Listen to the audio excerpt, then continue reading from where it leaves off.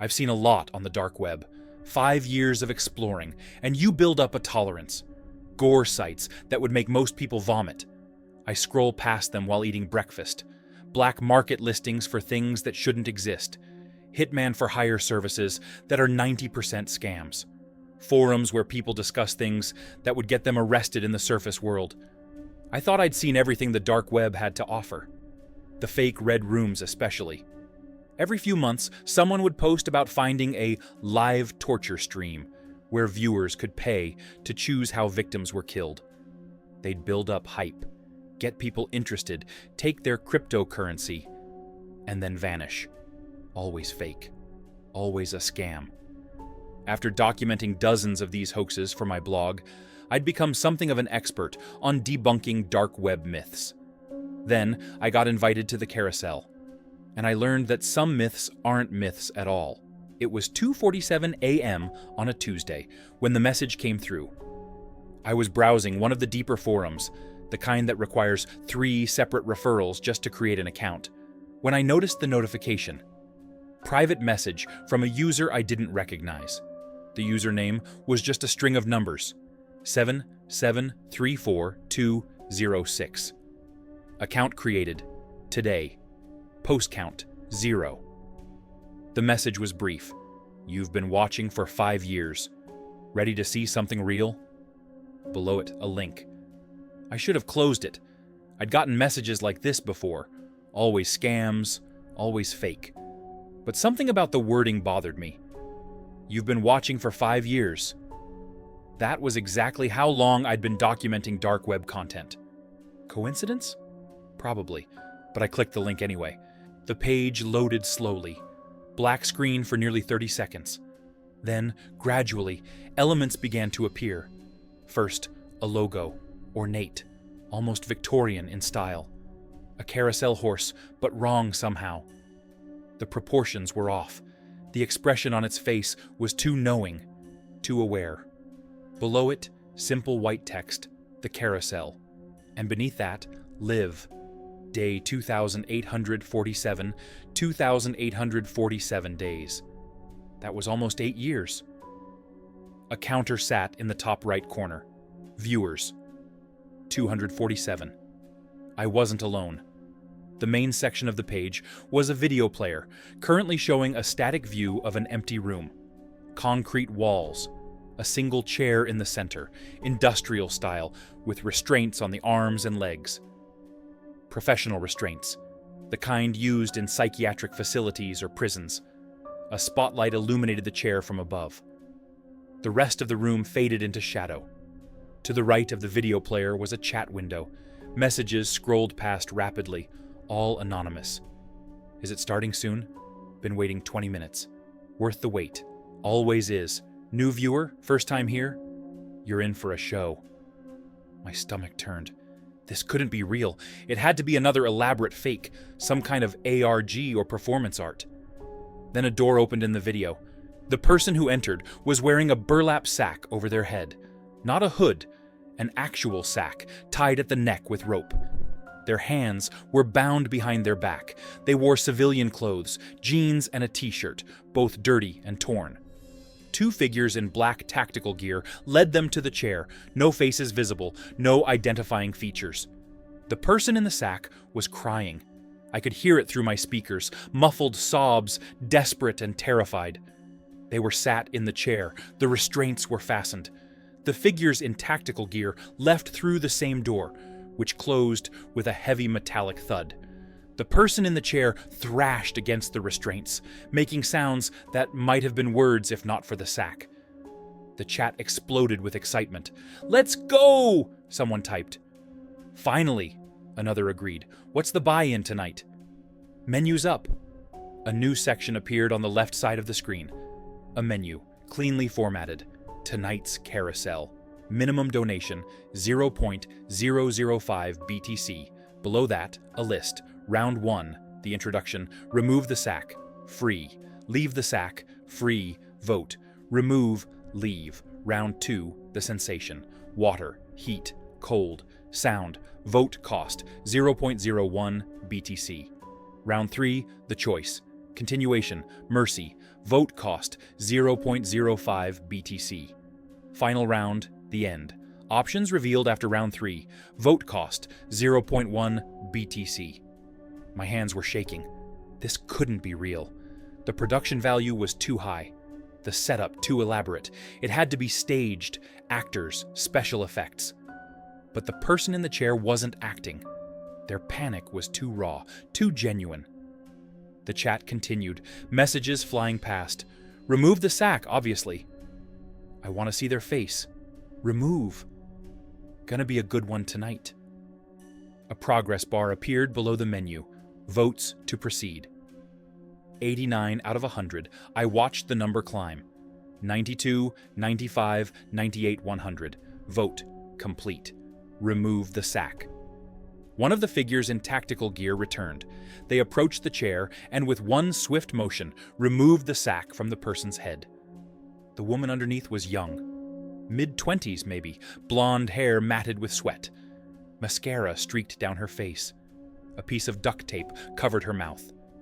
Her eyes were wide with terror, darting around the room, landing on a camera I hadn't noticed before. She was looking directly at it, directly at us, directly at me. She was pleading with her eyes, begging the camera, begging the hundreds of anonymous viewers to help her. The chat responded with disturbing casualness. Pretty, someone commented. Scared, good. Round 2, let's vote heat. I'm thinking water. Sound is underrated, trust me. I should have closed the browser, should have shut down my computer, should have done anything except what I did. I kept watching. Round 2, voting began. The progress bars appeared next to each option. Water, 47 votes. Heat, 89 votes. Cold, 23 votes. Sound, 41 votes. Heat was winning. The tactical figure returned, this time carrying equipment. I don't want to describe what it was. I don't want to remember the details. They approached the woman slowly, deliberately, showing her what was coming. She thrashed in the chair, screaming against the tape. I want to tell you I closed the browser then, that I reported it to the authorities, that I did something, anything, to help, but I didn't. I watched. The figure activated the equipment. A timer appeared on screen. 60 seconds. What happened next? I can't describe it, won't describe it. But her scream, even muffled, was the worst sound I've ever heard. The chat erupted in celebration. Yes! Turn it up. This is why I come back. Beautiful. When the timer reached 0, they stopped. The woman was sobbing, her body shaking uncontrollably. I could see the damage. I won't detail it. But it was real. This wasn't special effects. Round 2, complete. Round 3. Voting now. Open. The options were simple. Continuation, 0.05 BTC. Mercy, 0.05 BTC. The same price for both. A choice with no obvious answer. I didn't understand what they meant until I read the discussion in chat. Mercy for sure, one viewer typed. Nah, continuation. I want to see round 4. Mercy is faster, but continuation means we get to vote on final round options. Always pick continuation, you get more content. Mercy is boring. Mercy didn't mean letting her go. Mercy meant ending it quickly. Continuation meant more rounds, more torture, more entertainment. The votes came in fast. Continuation. 156 votes. Mercy, 43 votes. It wasn't even close. Vote complete. Continuation. Round 4. Beginning in 5 o'clock, a 5-minute intermission. The video feed remained live, showing the woman slumped in the chair, defeated, crying silently. The chat used the break to socialize, discussing the carousel like it was a normal show. Been watching since day 240, someone bragged. Day 890 for me. This is my 3rd carousel. How many participants have there been total? The site says 73. 73 in 8 years. That's about 9 a year. Roughly 1 every 40 days. Efficient. 73 people. 73 people had sat in that chair over 8 years. And I was just discovering it now? How was that possible? How had this stayed hidden for so long? The answer, I realized, was obvious. Because people like me, people who found it, either participated or said nothing. Reporting it was impossible. The site was on the dark web, probably hosted across multiple countries, using cryptocurrency that was nearly impossible to trace. By the time I could explain what I'd found to any authorities, the stream would be over, the site would migrate to a new .onion address, and the evidence would be gone. All I could do was watch or close the browser. The timer hit 0. Round 4. Participant choice. This was different. The menu changed. The participant may choose. Option A, continue, 3 more rounds. Option B, end, final round only. The tape was removed from the woman's mouth. One of the tactical figures spoke. Their voice was distorted, run through a modulator. You've been here for 6 hours. You've performed well. You may now choose 3 more rounds with possibility of release, or we proceed directly to the final round. The woman's voice was hoarse, broken. Please, please just let me go. I won't tell anyone, I swear. Please. That's not one of your options. Choose. I don't understand. What happens in the final round? Choose. She was crying again, hyperventilating. I don't. You have 60 seconds. A timer appeared. 60, 59, 58. The chat was divided, shouting advice. Pick end, trust me. No, pick continue, you might make it. They never make it. Only 3 have ever been released out of 73. 4% survival rate. Ending now is better, believe me. The woman was staring at the camera, at us, looking for guidance from the hundreds of anonymous faces she couldn't see. Help me, she whispered. Someone please help me. 30, 29, 28. Please, please, someone. 15, 14, 13. She made her choice. End. I choose end. The chat reacted immediately. Smart, she knew. Wise choice. At least it'll be quick. Final round commencing. The menu updated. Final round options. Release, 0.5 BTC per vote. End, 0.01 BTC per vote. I stared at the screen. Release was 50 times more expensive than end. The math was simple, brutal. To save her, viewers would need to donate significantly more cryptocurrency than they would to kill her. And based on everything I'd seen in the chat, based on the way they'd talked about previous participants, I knew which way this would go. The voting opened. Release, 3 votes, 1.5 BTC total. End, 247 votes, 2.47 BTC total. It wasn't even a contest. Every single viewer had voted end, except 3. 3 people out of 250 viewers had tried to save her. 3 people had failed. The woman saw the results displayed on a screen I couldn't see. Her face crumpled. No, no, no, no, no, no, please. Please, I have a daughter. I have a little girl, please. The tactical figure returned. They carried a syringe. Wait! The woman screamed. Wait! Let me say goodbye. Let me tell her I love her. Please, please, let me just... The needle went into her arm. Whatever was in it worked fast. Within seconds, her screaming stopped. Her body went limp. Her eyes stared at nothing. The chat was quiet for once. Then messages began appearing again. Another successful carousel. When's the next one? Usually 40 days between participants. Same time, always 3 a.m. EST. See you all next time. The stream ended. The page returned to its static logo, the carousel. Thank you for watching. Next show, 39 days, 17 hours, 23 minutes. Below that, a new line of text appeared. New viewers. You are now part of the carousel. Welcome. My hands were trembling. I felt sick. I had just watched a woman die. I had watched 247 people vote to kill her, and I had done nothing to stop it. I spent the next 3 days trying to report what I'd seen. I contacted the FBI's Internet Crime Complaint Center.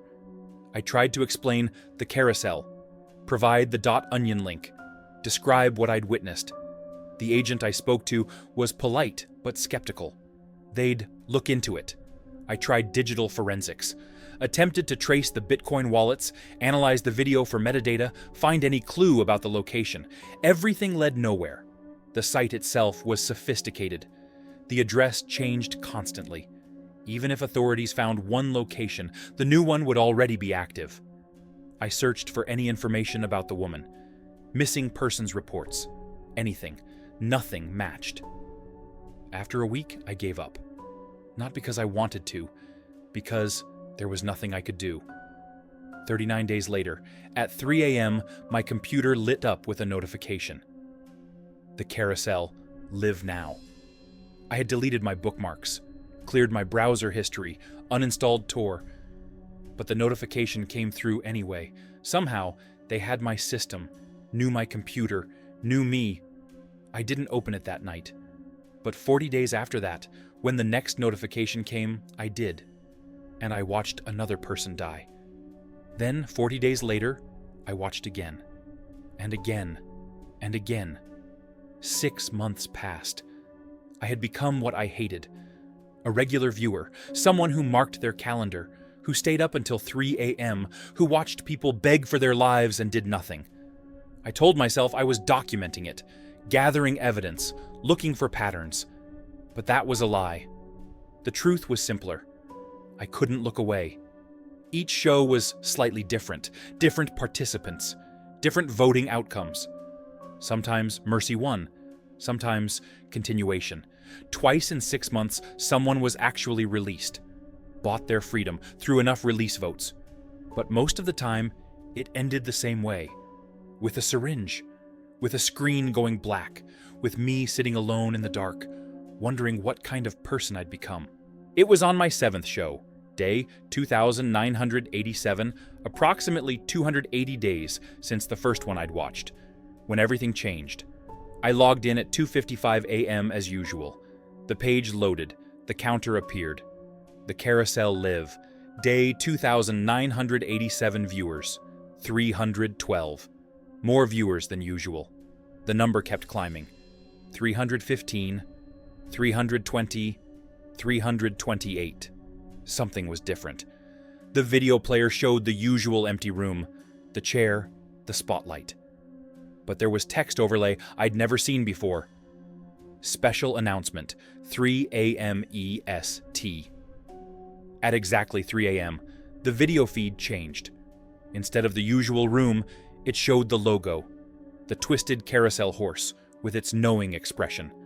Below it, a message began typing out, letter by letter. After 2,987 days, 73 participants, over 50,000 unique viewers, the Carousel has reached its conclusion. My heart stopped.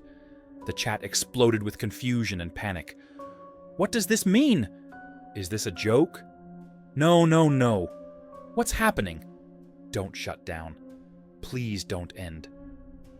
The message continued. We thank you for 8 years of dedication.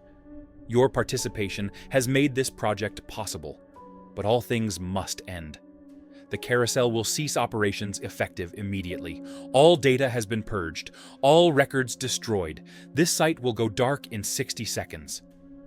The chat was chaos now. Why? Heat got too much? Did someone talk? Authorities finally find it? This can't be over. Where will we go? I sat frozen, watching the counter tick down. 45 seconds. 30 seconds. Then a final message appeared. But don't worry, something new is coming. Watch for the invitation. It's already being sent. 15 seconds. We'll see you soon, in a new place, with new rules and new participants. 5 seconds. Thank you for watching the Carousel. We couldn't have done it without you. 0 seconds. The page went black. I sat in the darkness, my computer screen reflecting my own face back at me. It was over. 8 years of the Carousel, 73 people, thousands of viewers. Just over. I should have felt relief. The nightmare was ending. No more shows, no more deaths. But instead, I felt something else. Loss. And that realization that I felt loss at the Carousel ending made me understand just how far I'd fallen. 3 weeks passed. I tried to return to normal, tried to forget what I'd seen, what I'd been part of. But every night at 3 a.m., I woke up. My body had learned the schedule, expected the notification that never came. I told myself this was good, healing, moving on. Then, on day 22, I received an email, not to my regular email, to the encrypted Proton Mail account I'd used for dark web activities. The subject line was blank. The message contained only a link and 5 words. The show must go on. My hand hovered over the mouse. I knew what this was. The something new they'd mentioned. The replacement for the Carousel. I should delete it, should report the email, should walk away. Instead, I clicked. The page that loaded was different, cleaner, more sophisticated. The logo wasn't a carousel horse, it was a theater mask. Comedy and tragedy merged into one face. The amphitheater. Opening night. 7 days. Below that, a message. You've been selected as a founding viewer. Your loyalty to the Carousel has earned you this exclusive invitation. The amphitheater will feature live participants, now called performers, enhanced viewer interaction, new voting mechanics, improved streaming quality, and something special, audience participation. That last line made my blood run cold. A new section appeared. Founding viewer benefits. Access to all shows, exclusive voting privileges, private chat channels, and the opportunity to become more than a viewer. At the bottom of the page, a button. Accept invitation. I stared at it. The Carousel hadn't ended because of authorities, hadn't been shut down by some hero who traced the Bitcoin or found the location. It had ended because they were ready to evolve, to grow, to include more viewers, more participants, more interaction. They weren't running from justice. They were expanding. And they wanted me, wanted all of us who'd watched the Carousel to be part of the next phase. My cursor hovered over the button. 7 days until opening night. 7 days to decide if I would watch again. 7 days to choose between walking away or becoming more than a viewer. I haven't clicked the button yet. It's been 6 days. Tomorrow is opening night. The page stays open on my computer, minimized, but not closed. I tell myself I won't click it, won't accept the invitation, won't watch.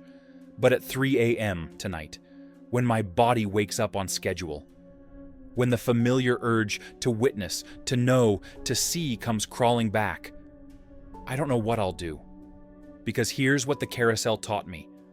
Once you start watching, you can never really stop. Once you're part of it, you're part of it forever. And the worst part, the part that keeps me up at night, is that deep down, beneath all the horror and guilt and self-loathing, part of me is curious. Part of me wants to know what audience participation means. Part of me wants to see what they've built next. And that part of me grows stronger every day. Tomorrow is opening night. The amphitheater awaits. And I'm running out of reasons to say no. Because the truth is, the show never really ends. It just finds a new stage, a new audience, a new name. But it's always the same performance. Always the same ending. And there's always someone willing to watch. Always.